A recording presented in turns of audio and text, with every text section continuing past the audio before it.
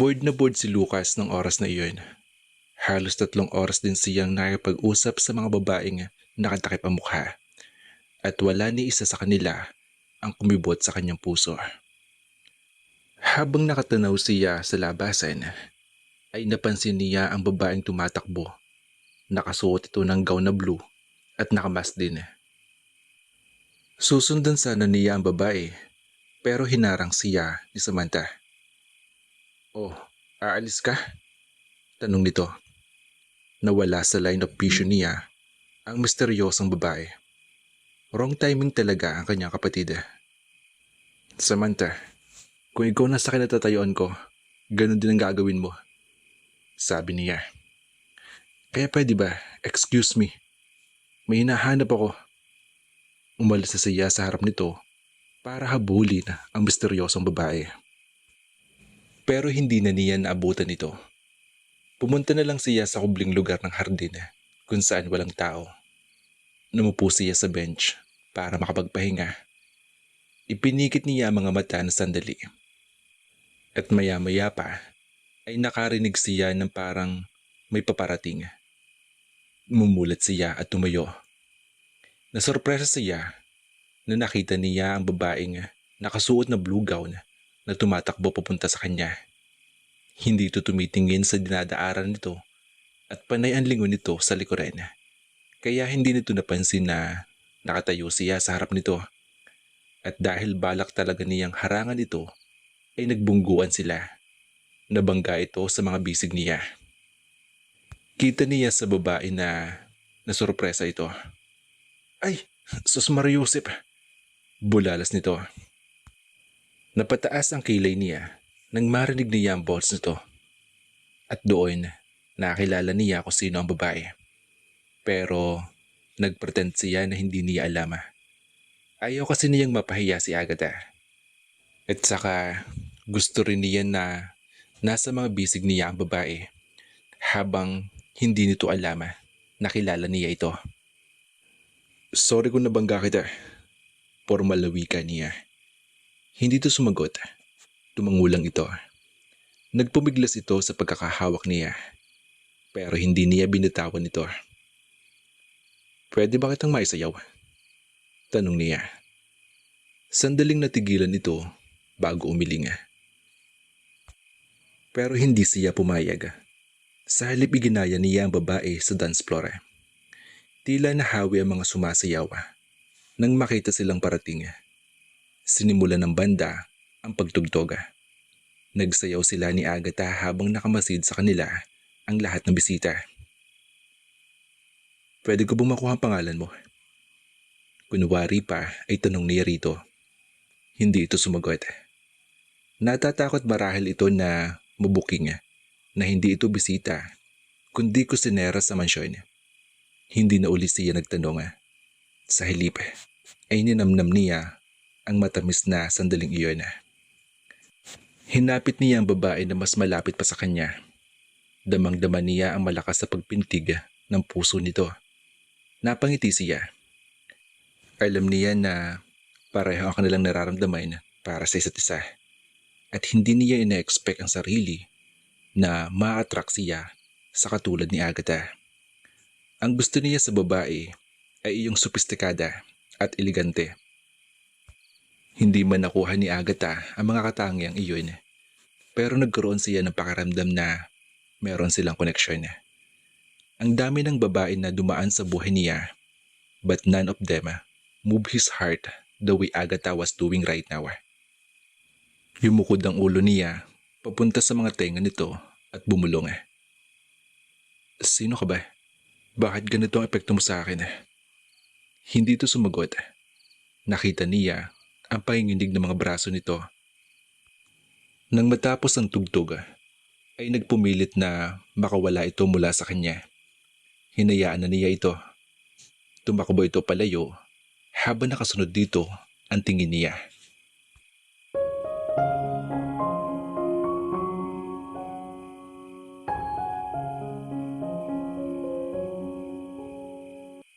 Pagpasok sa maid's quarter, ay sinalubong si Agatha ni Mikaya.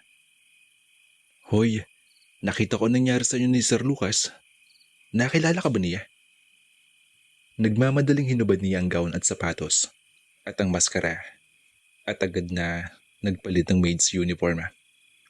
Labis siyang kinabahan sa nangyari sa kanila ni Lucas. Sa tingin ko naman hindi niya ako nakilala. Sana nga lang wala nakakita sa pagbalik ko rito. Kung hindi, lagot ako kay Doña Emiliana. Alam mo ba, habang pinapanood ko kayo kanina sumasayaw, hindi ko maiwasang isipin na para kang sa Cinderella. Tila nangangarap na wika ni Mikay. At ikaw yung fairy godmother ko. Huminga siya ng malalim. Ay, paano ngayon kapag nalaman ni Doña Emiliana na ako ang babaeng kasayaw ni Sir Lucas? Tiyak na palalayasin ako nandito. Ay, bakit kasi sinukat ko pa ang gown na iyan? Nagsisising sabi niya. Kinakabahan ako sa maaaring mangyari. Nang gabing iyon ay hindi siya nakatulog. Damang-dama pa rin niya ang pagyakap sa kanya ni Lucas habang nagsasayaw sila. Parang panaginip iyon, isang bagay na hindi na niya makakalimutan kailanman. Parang naririnig pa niya ang ibinulong nito sa kanya. Kinilig naman tuloy siya. Marahil ay hindi siya nakilala nito. Kaya nasabi nito ang matatamis na salitang iyon. Ganun pa man, ay labis ang sayang inatid sa kanya ng tagpong iyon. Napaupo siya sa kama. Dinaman niya ang lakas ng pagpintig na kanyang puso. Doon niya nabatid na hindi na lamang simpleng paghanga ang nararamdaman niya para kay Lucas, kundi umiibig na siya rito. Kinabukasan, parang tuod na nakatayo si Agatha sa likuran ng hapagkainan. Bumalik muna si Mikay sa kusina para kumuha ng tubig, kaya siya lang naiwang magsilbi sa maglola. Who was the lady you were dancing with last night? Bisita mo ba siya? Bakit hindi mo man lamang napakilala sa akin? Sunod-sunod na tanong ni Doña Emiliana kay Lucas habang nag-aalmusal sila. Dating kakilala ko siya, Lola. Sagot nito. At sorry, hindi ko napakilala siya sa'yo. Nagmamadali kasi siya eh. Is she someone special? Will you be seeing her again? Yeah, Lola. She is someone special. At sana'y magkasama uli kami at makita ko siya ulit. Ganun ba iyo? Ano bang pangalan niya? Ano ang kanyang family background? Tinitigan ni Lucas ang lola nito. Hayaan niyo munang kilalanin ko siya ng mabuti. Kapag okay na, saka ko siya ipapakilala ng formal sa inyo. Promise mo yan ha? And just make sure she comes from a good family. Otherwise, hindi ako papayag na makipagmabutihan ka sa kanya. Alam mo naman siguro ang kondisyon ko sa mapapangasawa mo. Kapag hindi ko siya nagustuhan, ay ako na mismo ang pipili ng babaeng pakakasalan mo. Paalala na Doña Emiliana. Nang hina ang mga tuhod ni Agatha sa sinabi ni Doña Emiliana. Kung sakasakali ay talagang malabo siya matanggap ng pamilya ni Lucas, kaya dapat ay iwaksin na niya sa kanyang isip ang pag-asam na magkakatuluyan sila nito. Sa tingin din niya, ay alam ni Lucas na siya ang babaeng kasayaw nito, na sinabi lang nito sa lola nito na bisita niya ito para hindi makahalata sa Doña Emiliana na impostor siya. Ay siya nga pala. Nagsumbong sa akin si Althea kagabi. Hindi mo raw siya isinayaw. Nagtampo tuloy yung tao. At nung makita ka niyang kasayaw mo yung babaeng yun, ay umalis na agad siya. You should have treated her more nicely. Alam mo namang matagal ng kaibigan ng pamilya natin ng mga Robles. Sabi ni Doña Emiliana. Hayaan niyo po Lola, kakausapin ko po siya. Abay dapat lang. Dahil kapag hindi ko nagustuhan ng babaeng napili mong pakakasalan, mas mabuti pang si Althea na lang makakatuluyan mo. She is a nice girl and from a good family. What more could you ask for, di ba? Umiling si Lucas at hindi na sumagot. Tinapos lang nito ang pag-almusal at nagpaalam na ito sa lola nito. Umalis ito na hindi malang siya tiningnan. Lumipas ang mahabang sandali. Agatha, pakidala mo nga itong merienda ni Sir Lucas sa library. Utos sa kanya ni Tia Nanit. Iniabot nito sa kanya ang tray na may sandwich at isang basong juice. Kinuha niya ang tray at kinakabahan na naglakad siya patungo sa library. Kumatok siya ng marahan sa pinto. Pasok, ani ni Lucas. Itinulak niya ng isang paa ang pinto at saka siya pumasok doon na. Naglakad siya ng dahan-dahan patungo sa desk nito.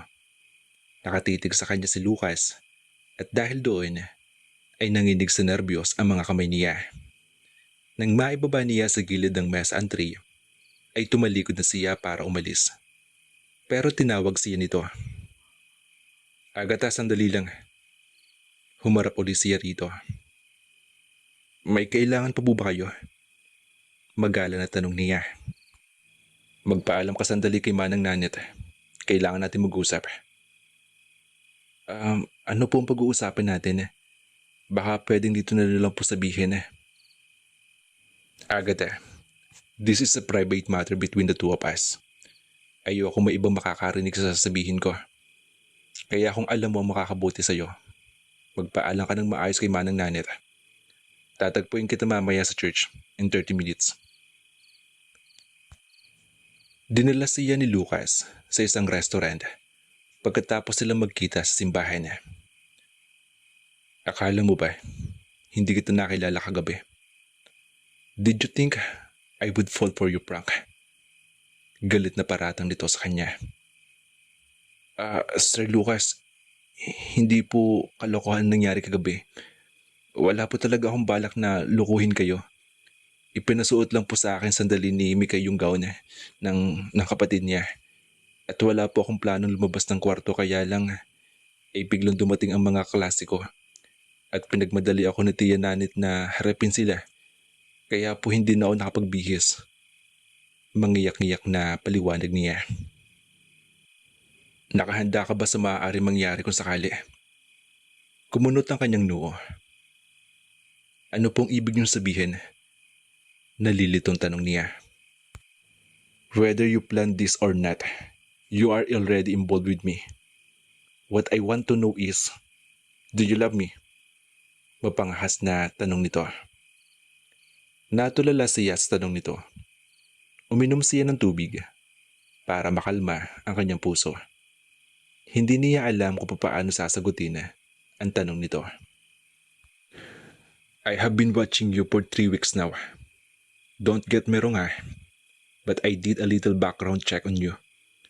Gusto ko lang kasing masiguro kung sino ka at ano ang pagkatao mo. I was really suspicious of you in the beginning and I don't really trust people that much. That's why I had to do it. Kung ganun, ano tuklasin ninyo tungkol sa akin? Bumuntong hininga ito. That you are an honest and hardworking girl.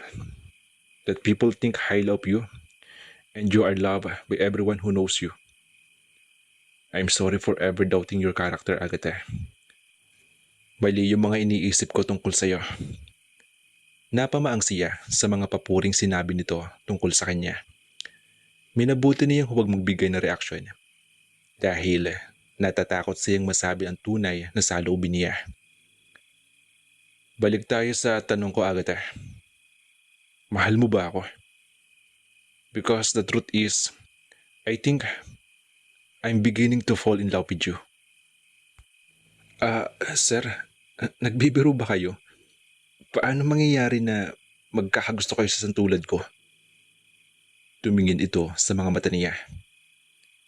To be honest, kahit ako, sorpresa ako sa mga nararamdaman ko para sa iyo. Nawalan na ako ng pag-asa na magmahal pa. Pero nung dumating ka, alam ko sa sarili ko nung una kita nakita na special ka. Special ka sa buhay ko. Pinaglaban ko lang ang feelings ko dahil alam ko maraming hahadlang. Pero ngayon, ayokong i-deny na yung nararamdaman ko para sa'yo. Hindi ako nagbibiro. Alam mo ba kung gaano karaming babae na ang dumaan sa buhay ko? Pero isa sa kanila ang hindi ko nasabihan ng mga salitang ito. Ikaw yung una. At sana, ikaw na rin yung huli. Pero binabalaan kita. Hindi magiging madali ang pagdaraanan natin bago tayo matanggap ni Lola. Kaya ngayon, tatanungin kita. Are you up for it? Or are you going to give up now? Sir, hindi ko po alam ang isasagot ko sa inyo. Nabigla po ako sa mga sinabi ninyo. Agad doon ka sa kung ano nararamdaman ng puso mo. Huwag mo munang isipin kung anong tama. Ang isipin mo lang kung anong nararamdaman mo. Pakinggan mo ang puso mo. Huwag yung utak mo. Malambing na wika nito. Kung puso lang po ang susundin ko at walang ibang masasaktan, napakadali sana sabihin mahal din kita Pero hindi ganun kasimple ang sitwasyon natin, Sir Lucas. Kaya hindi ko siguro matatanggap ang pag-ibig na inaalok mo. Malungkot na pahayag niya. Hindi mo kayang paglaban ang nararamdaman mo. Pero hindi ka naman nag-iisa. Kasama mo ako. Haharapin natin ito magkasama. And I promise you, hindi kita iiwan. Pagkumbinsin nito. Yumuko lang siya at hindi kumibo. Okay. Bibigyan kita ng oras para makapag-isip tungkol dito. You must be shocked with my confession. And you need to think things through. Hindi kita pipilitin gumawa ng desisyon ngayon. I guess, kailangan mag-intay hanggang sa maging ready ka na. But don't think I give up easily, okay? Tinitiyak ko sa'yo na hindi ako titigil hanggat hindi kita napapaamin na mahal mo rin ako.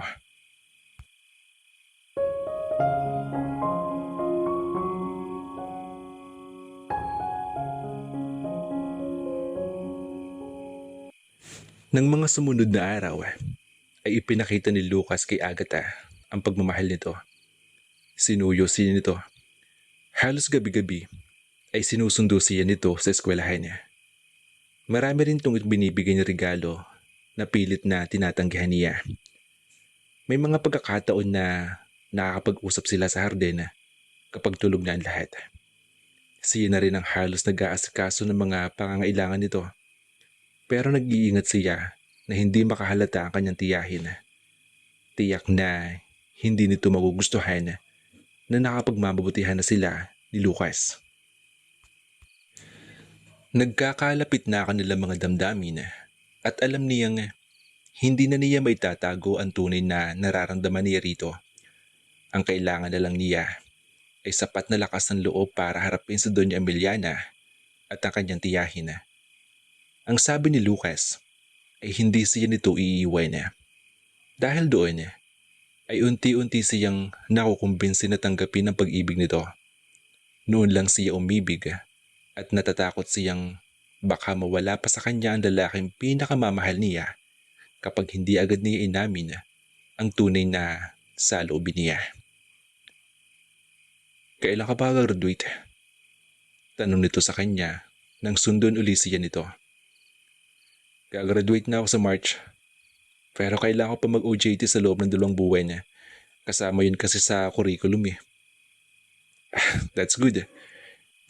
Bakit hindi ka sa opisina ko mag-OJT? Tiyak na marami kang matututunan doon. Kakausapin ko ang personal manager about it, okay? Ang alam ko ay tumatanggap kami ng mga student trainees.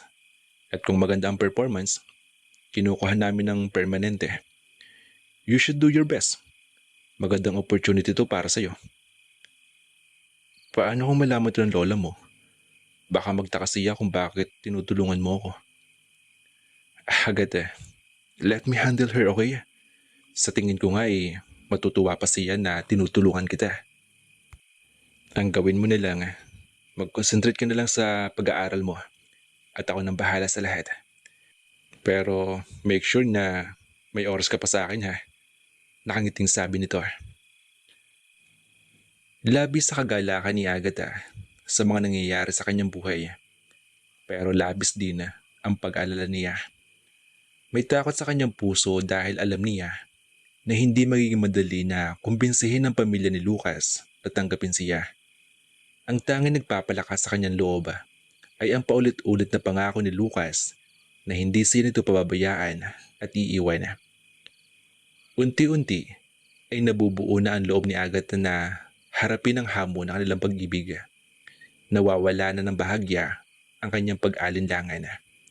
Dahil kay Lucas ay handa na niyang isugal ang lahat. Ang tanging inaalala niya ay ang kapakanan ng kanyang tiyahin. Okay na ang lahat. I already arranged everything. Pwede ka na mag-OJT sa office ko. Humingi ka na lang ng letter of recommendation mula sa eskwelahan ninyo. At anumang oras ay pwede ka na magsimula. Masayang balita sa kanya ni Lucas habang kumakain sila sa isang restaurant. Naging rutinan nila ang pagsundo nito sa kanya. Pagkatapos ay nagmemeryenda sila bago umuwi.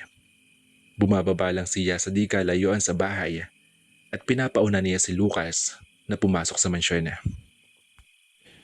Napaka-espesyal ang mga sandaling iyon para sa kanilang dalawa. Salamat sa mga tulong mo sa akin, Sir Lucas. Ngumiti ito. Agatha, hanggang ngayon ba naman, Sir pa rin ang tawag mo sa akin?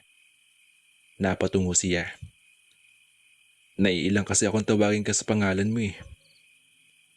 Eh di tawagin mo akong honey o kaya sweetheart. Uminit na magkabilang pisngi niya sa hiya. Tumawa ito. Did I embarrass you? I'm sorry about that. Pero kailan mo ba talaga ako sasagutin? How long will I have to wait? Nag-angat siya ng tingin dito. Nakatitig pala ito sa kanya. Tapos na ang paghihintay mo dahil nakapagdesisyon na ako. Alam kong hindi nila ako malatanggap bilang nobya mo. At hindi magiging madali para sa atin ang makuha ang permiso ng iyong pamilya. Pero handa ako na isugal ang lahat para sa iyo. Mahal din kita, Lucas. Kakayanin ko ang lahat basta kasama kita. Mangiyak-ngiyak na sabi niya. There was no turning back for them now. Things would be rough sailing from now on, but both of them were hoping that one day the people around them would finally accept them as a couple. Kinuha nito ang kamay niya at hinawakan ng mahigpit ang mga iyon. Thank you for accepting me. I promise, I won't let anybody hurt you. I will protect you, and I won't ever leave your side. Just follow my lead. At magiging maayos din ang lahat. Just be patient for now. And remember that I love you. Mahina ang sabi nito na nakangiti sa kanya. Tumangulang siya. Alam niyang simula pa lang ang kanilang labang iyon. Kaya dapat ay tatagan niya ang kanyang kalooban. Sapat na sa kanyang malaman na mahal siya nito. Iyon lang ang pinaka-importanting bagay para sa kanya ng mga sandaling iyon. Nagsimula na si Agatha sa on-the-job training niya sa opisina ni Lucas. Na-assign siya sa mismong opisina nito, kaya madalas sila nagkikita at nagkakasama. Hindi niya alam kung sinadya nito iyon para palagi siyang nasa tabi nito.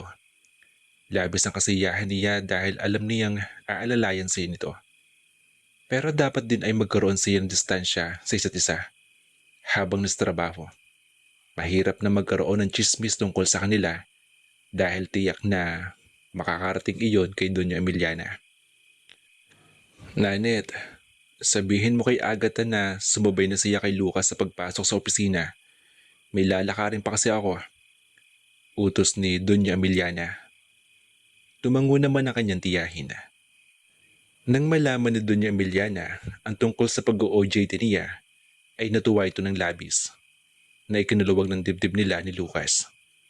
Labis ang saya nila dahil indikasyon iyon na hindi sila mahihirapang kumbinsihin na tanggapin siya bilang nobya ng apo nito. Nagkatinginan sila ni Lucas. Parang sinasabi nito na mabuti na lang at sa mismong lola nito nanggaling na magsabay sila sa pagpasok. Napag-usapan na nila na kailangan maging formal pa rin ang pakitungo nito sa kanya, nasa bahay man sila o opisina. Lihim pa rin ang kanilang relasyon at naghahanap pa ito ng tamang pagkakataon para sabihin sa lola nito ang tungkol sa kanila.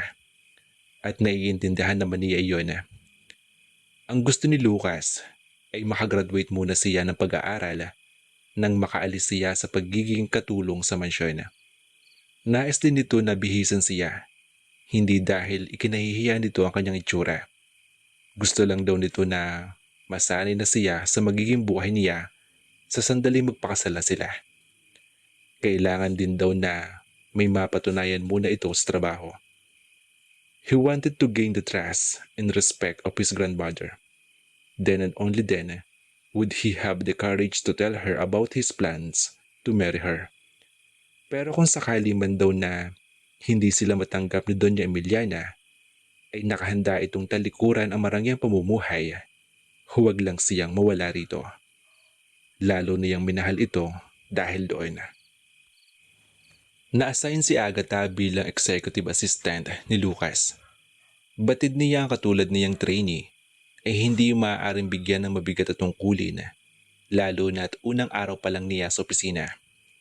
Pero dahil na rin sa rekomendasyon ni Lucas, ay sa executive office agad siya napasabak. Nag-emergency leave daw kasi ang assistant nito at kinakailangan ng kapalit nito. Sir Lucas, baka maraming question sa desisyon ninyo na gawin akong assistant. Nag-aalalang tanong niya rito. Baka makahalata si Doña Emiliana na binibigyan niyo ako ng special treatment.